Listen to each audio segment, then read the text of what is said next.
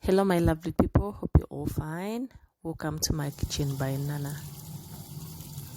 On our menu today is chicken pilau rice. I'm going to first parboil the chicken in fresh coriander leaves, onions, salt and fresh ginger. I'm sorry I lost the clips of how I parboiled the chicken, but it's very simple. Just place your chicken on heat and let it cook for about 15 minutes, and then I'm going to deep fry it afterwards. But don't forget to keep the broth because you're going to use it when we are frying our rice. I'm now frying the chicken, so I'm going to fry it for about 4 minutes because I parboiled it, and as long as it browns it will be ready. Just remove it from the pan and place it aside.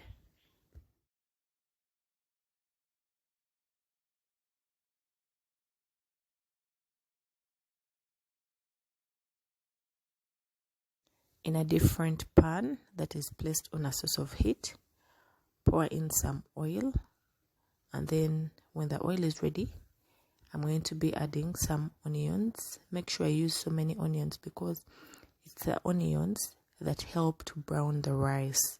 If you use few onions, your rice won't brown enough. So for the dry ingredients, I'm using pilau masala, the ground pilau masala.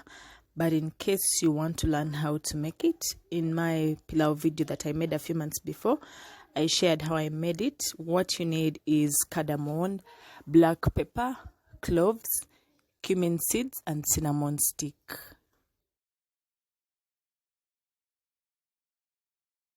Now that the onions have browned, I'm going to add in some cumin seeds because they add very good flavor to rice, and then I'll put the dry pilau masala. The various ways of how you can cook your chicken pilau, and this is one of the methods. I prefer this one because the rice comes out very tasty. It has that nice chicken taste to it because we are going to use the broth while we are cooking the chicken. But soon I'll be sharing another chicken pilau recipe.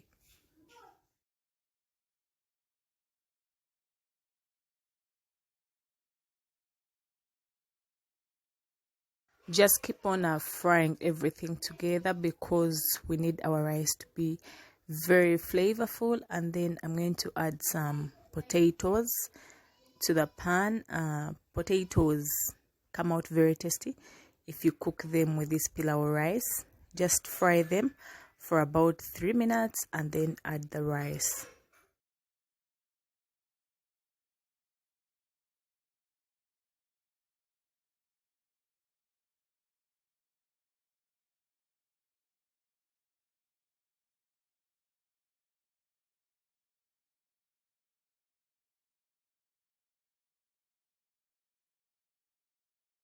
If you haven't yet subscribed to my kitchen by Nana, hit the subscribe button. It's down below in red. Also hit the notification bell to notify you whenever I do upload.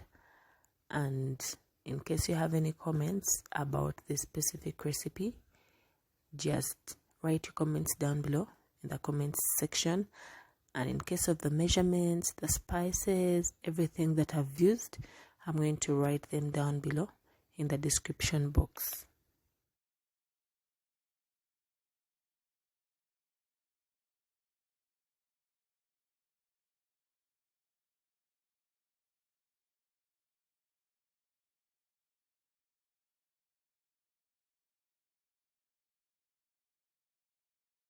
This is where the broth comes in. I kept it. Remember, I first parboiled the chicken. So just pour the broth into the rice. It's going to give the rice that nice chicken taste. That is why it's called chicken pilau rice, because the rice always comes out with that nice chicken taste and flavor. Add some little salt to the rice. Remember, we added some salt to the broth, and then I'll be adding some little water besides the broth and cover the rice to cook. While the rice is cooking, I decided to make a side sauce that is groundnut stew. You can have beans or groundnuts with this pilau, it comes out very nice and tasty. The rice has been cooking for some time. This is how it looks like right now. There's still some water in the rice, so I'm just going to give it a quick mix because we need the water to dry, and we also need the potatoes and the rice to cook evenly.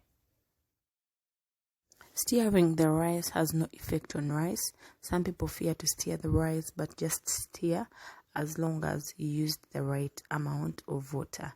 For this rice, it was 1 cup, so I used about 2 cups, 1 cup of broth and 1 cup of water.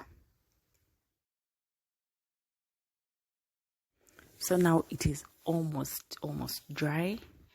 So I've reduced the heat and I'm going to let it dry at a very low rate so that it does not burn.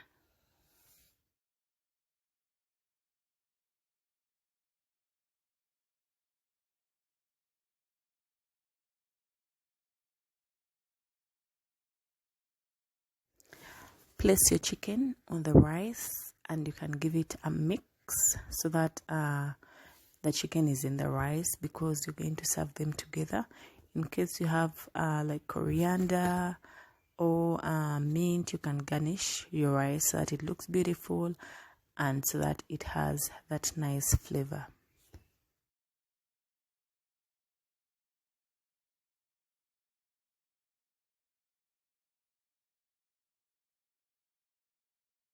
I'm serving my pilau rice with matoke, that is our green bananas. I've shared down below in the description box a link of how to cook it step by step. And I'm also serving it with the chapati and groundnuts. I'm also going to share 2 links of how to cook groundnut stew. Trust me, my food came out very nice and very tasty. This recipe is very simple. You can also try it out at home, and it takes very less time to cook. Thank you for watching the video. Hope you've liked it. Don't forget to leave your comments below on what you think about it. Have a lovely day.